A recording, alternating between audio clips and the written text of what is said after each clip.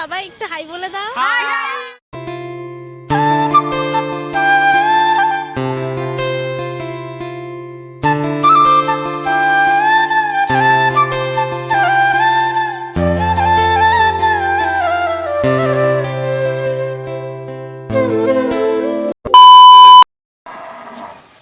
Hello everyone, welcome back to my channel. তো তোমরা সবাই কেমন আছো? আশা করছি অনেক ভালো আছো, আর আমি অনেক ভালো আছি।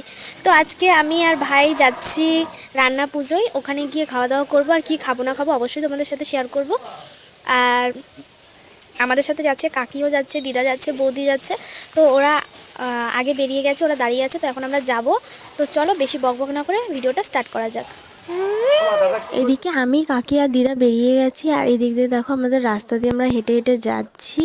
তো চলো যেতে যেতে তোমাদের সাথে আবার কথা বলছি। আর এখনও ভাই আসেনি, ভাই সাইকেল নিয়ে আসে, এবার ও আসলে আমরা সাইকেল নিয়ে যাব। এখন যেহেতু শীতের সময়, তো দেখতেই পাচ্ছ হালকা হালকা রোদ্দুর, আর চারপাশটা এতটা সুন্দর লাগছে, আর পুকুর গাছপালা খুব সুন্দর লাগছিল জায়গাটা। তোমাদের সাথে বকবক করতে করতে ভাই সাইকেল নিয়ে চলে এসেছে, আর আমরা আগে আগে সাইকেল নিয়ে চলে যাচ্ছি। আর পিছনে দিদা আর বৌদি আর কাকি ওরা হেঁটে হেঁটে আসছে। আর এই দেখো আমরা মাঝ রাস্তায় এসে একটুখানি শ্যুট নিয়ে নিচ্ছিলাম, তো ভাই বকবক করছিল। আমি আর ভাই চলে এসেছি সাইকেলটা নিয়ে। চোখে কি একটা ঢুকেছে, আর ও চোখটা বারবার করে দোলছে। আর কাকি আর দিদা আসছে, পিছনে আছে, আর বৌদিরা ওরা একটু পরে আসবে। আমরা তাড়াতাড়ি চলে এসেছি।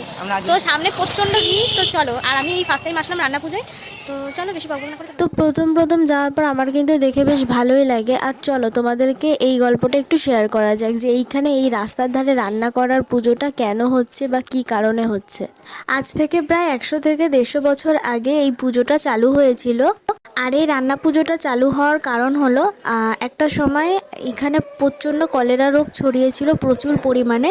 তো একজনকে স্বপ্ন দেখিয়েছিল যে এই পুকুরের জলটা নিয়ে যদি রান্না করা হয়, তো এই রোগটা আস্তে আস্তে ছাড়িয়ে যাবে। তো তার জন্যই আর কি এখানে 150 বছর ধরে পুজোটা চলে আসছে নিয়মিত। রাস্তার দুধারে রান্না পুজো হচ্ছে, সবাই রান্না করছে। আর এদিকে দেখো আমরা একটু ঘুরতে ঘুরতে এই দিকটায় এসেছি। আর এই দেখো এই পুকুরে জল নিয়ে সবাই রান্না বান্না করছে। এই পুজোটা কিন্তু প্রতি বছর হয়ে থাকে, আর আমি কিন্তু এই ফার্স্ট টাইম আসলাম। আর এসে কিন্তু আমার সত্যি অনেক ভালো লেগেছে। আর এখানে এসে অনেক ফ্যান ফলোয়ার্সদের সাথে দেখা হয়ে গেছিলো, তাই সবাই হাই করে দিচ্ছিল। আর বাকি জায়গাটা তোমাদেরকে ঘুরে দেখাচ্ছিলাম। আর এখানে দেখো বাচ্চাদের জন্য কত কিছু মানে অ্যারেঞ্জ করা হয়েছে। তো দেখে পুরো ব্যাপারটা আমার খুব ভালো লেগেছে। তো তোমাদের কেমন লেগেছে অবশ্যই কমেন্ট করে। আর তোমরা জানো তো আমার হাবড়ায় আসলে এই জায়গাটা এতটা ভালো লাগে, এতটা ভালো লাগে তোমাদেরকে বলে বোঝাতে পারবো না। মানে এই জায়গাটা আমার ফেভারিট জায়গা, এখানে আমি অনেকবার এসেছি।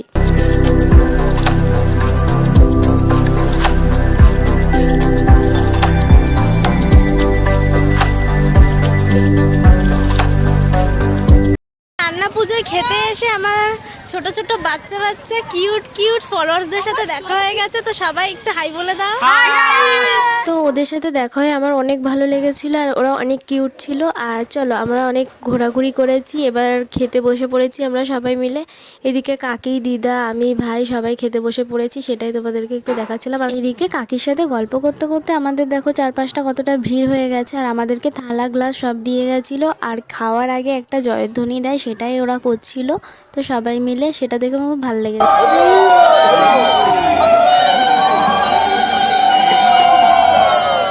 তো এবার ঠাকুরের নাম নিয়ে খাওয়াটা স্টার্ট করে দিয়েছে। তো সবার ফার্স্টে আমাদের ভাত ডাল দিয়ে গেছে, তারপর দিয়ে গেছিলো বেগুনি। আর এখানে তোমরা পছন্দ মতো মানে যতটা পরিমাণে চাইবে ততবারই তোমাদেরকে দেবে, পুরো পেট ভরিয়ে খাওয়াবে সেটা। তারপর দিয়ে গেছিলো এই যে পালং শাক আর সব রকম সবজি দিয়ে একটা ঘ্যাট টাইপের। তো সব ছোলা টোলা দিয়ে করেছিল, ভালো লেগেছিল বেশ। আর ঠাকুরের প্রসাদ কার না ভালো লাগে। তারপর দিয়ে গেছিলো বাঁধাকপি আর দুটো তরকারি দিয়ে। খাওয়ার পরে আমার থালার অবস্থাটা দেখো ঠিক এরকম লাগছিল, মানে কি নোংরাভাবে আমি খাই আমি সেটাই ভাবছি। আর আমার থালাটা তো তোমরা দেখলে, আর এদিকে ভাইয়ের থালাটা দেখো পুরো খিচুড়ির মতো লাগছিল, মনে হচ্ছিল যেন পুরো খিচুড়ি খাচ্ছে ভাই।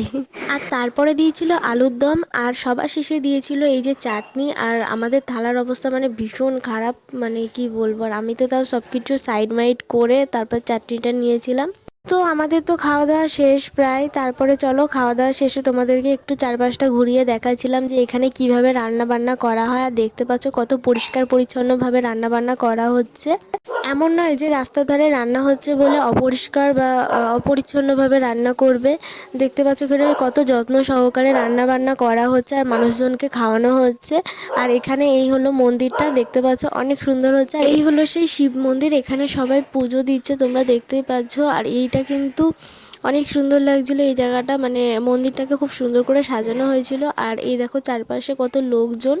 আমরা যেখানে খেয়েছিলাম এটা কিন্তু এমন নয় যে শুধু ওখানেই খেতে দেওয়া হচ্ছিল, বাট না, এখানে সব জায়গায় যারা যারা রান্না বান্না করেছে সেখানে সেখানে খাওয়া দাওয়া হচ্ছিল। আর কীরকম ভিড় হয়েছে দেখতে পাচ্ছ গাইস, এখানে চারপাশে রান্না হচ্ছে, তোমরা দেখো জাস্ট ভিড়টা।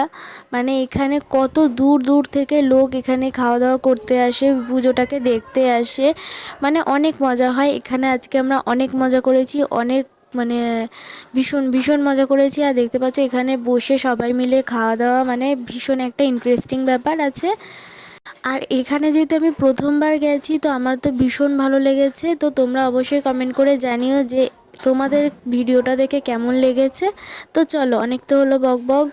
ঘোরা শেষ হয়ে গেছে, এখন আমরা যাব বাড়িতে। খাওয়া দাওয়া শেষ হয়ে গেছে আর আমি যাওয়ার পথে একটা এই যে মশলা বেশি করে দিয়ে একটা পপকর্ন নিয়ে নিয়েছি। আমি আর ভাই এখন যাব বাড়িতে।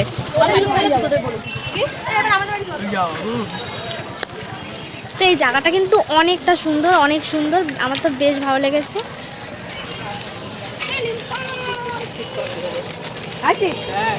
তো চলো বাড়ি যাওয়া যাক, যেতে যেতে গিয়ে তোমাদের সাথে কথা বলছি। তারপরে আসার পথে দেখলাম এই যে এই ঝালমুড়ির দোকান, তাই এখান থেকে আমি ঝালমুড়ি আর একটু আচার নিয়ে নিয়েছি, চালতার আচার আর তেঁতুলের আচার। তো ফাইনালি আমরা বাড়ি চলে এসেছি আর দেখতে পাচ্ছ এই কত যে খাবার নিয়ে আইছি গাইস, খাবো এখন, ঠিক আছে।